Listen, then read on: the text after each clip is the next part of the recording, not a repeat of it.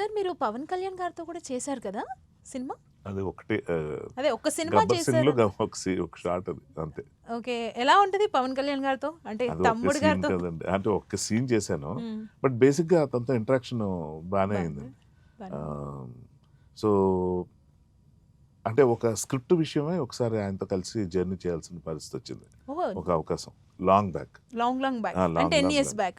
ఇంకా ఎక్కువే, అంటే గుడుంబ శంకర్ టైంలో. అంటే మీరేమైనా స్క్రిప్ట్ వినిపించడానికి కాదు వెళ్ళారా? కాదు కాదు నన్ను రైటింగ్ డిపార్ట్మెంట్ లో తీసుకున్నారు. హ్మ్. అప్పుడు నా వర్క్ నచ్చి నాగబాబు గారు, అంటే నేను టీవీ సీరియల్స్లో అప్పుడు కస్తూరి హ్మ్. ఇవన్నీ చేసి ఆ, అమృతం చేస్తున్న టైంలో అనమాట. సో నా మీద ఒక మంచి ఒపీనియన్ నాగబాబు గారికి ఫస్ట్ నుంచి ఉండేది, టీవీలో చూస్తున్నప్పటి నుంచి. అప్పుడప్పుడు కనిపించిన సందర్భాల్లో ఆయన చెప్తుండేవారు, చాలా బాగా చేస్తున్నావు, అది ఇది, నువ్వు ఎప్పుడైనా సినిమాలు కూడా రాయాలి అని. రాయాలంటే అవకాశం దొరకాలి కదా అనుకున్నాను. ఒకరోజు ఆయన పిలిచేటప్పుడు హ్యాపీ ఫీల్ అయ్యా. ఓ వెరీ గుడ్, మంచి అవకాశం ఆయన అంటమే కాకుండా నిజంగా ఇస్తున్నారని. అప్పుడు ఏంటంటే ఆయన బ్రదర్‌ఇన్‌లా ఉన్నారు రమేష్ గారు అని. ఆయన ఒక మీడియం బడ్జెట్ ఫిల్మ్స్ తీస్తుండేవారు.